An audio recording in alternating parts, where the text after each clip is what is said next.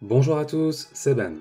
Aujourd'hui, je voudrais vous présenter une petite fonctionnalité assez méconnue qui est disponible dans Excel. Il s'agit de l'analyse rapide et à chaque fois que je montre ça aux personnes que j'accompagne, l'effet est garanti. Alors, voyons quelques exemples ainsi que le gros point faible de la méthode.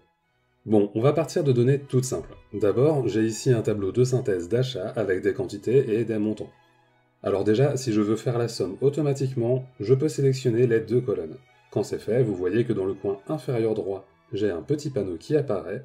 Il s'agit de propositions que fait Excel pour réaliser une analyse rapide. Si je clique, j'ai pas mal de possibilités et aujourd'hui, on va s'intéresser aux totaux. Alors à l'intérieur des totaux, il y a encore pas mal de possibilités. On voit que les 5 premières permettent d'effectuer un calcul qui va s'afficher sur la ligne du dessous, en bleu sur les icônes. Moi, je vais sélectionner une somme tout simplement et hop, je l'obtiens comme ceci. Alors vous allez me dire, c'est bien, mais je peux faire la même chose avec la somme automatique, également disponible dans le ruban. Alors c'est vrai, hein, mais l'analyse rapide permet d'aller plus loin, vous allez voir. En plus, la somme automatique se trouve à l'autre bout de l'écran, et donc en termes d'ergonomie, personnellement je préfère plutôt passer par l'analyse rapide. Mais enfin, passons, l'analyse rapide, que sait-elle faire de plus? Alors regardez, on va aussi pouvoir lui faire calculer automatiquement la part que représente chaque montant au sein du total des achats. Ça, les fonctions automatiques qu'on peut trouver ici ne savent pas le faire, je vous le garantis. Donc je sélectionne les cellules allant de D4 à D7 et je sélectionne de nouveau l'analyse rapide. Je vais dans les totaux et cette fois je vais aller plus loin sur la droite pour trouver des options qui effectuent des calculs sur la colonne directement à droite de notre sélection.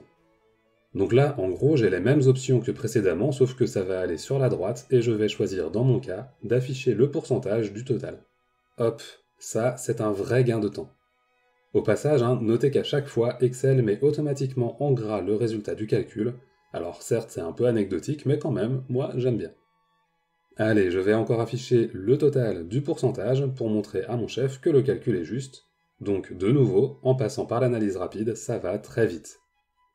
Allez, on continue. Ici, j'ai un tableau qui synthétise le chiffre d'affaires de différents fournisseurs mois par mois. Je voudrais obtenir la moyenne pour chacun d'eux.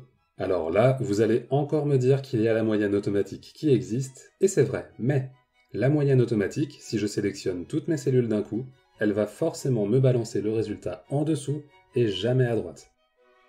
Vous voyez, moi je veux la moyenne des fournisseurs, et la moyenne automatique m'a fait la moyenne sur les mois.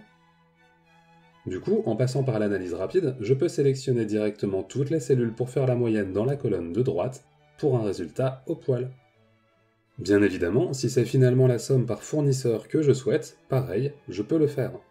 De nouveau, je vais sélectionner toutes mes cellules, et je vais aller dans l'analyse rapide. Je vais dans Toto, et je demande une somme sur la droite. Alors, ici on voit la seule faiblesse de cette fonctionnalité, c'est qu'elle travaille forcément sur la colonne directement à droite, ou sur la ligne directement en dessous d'ailleurs.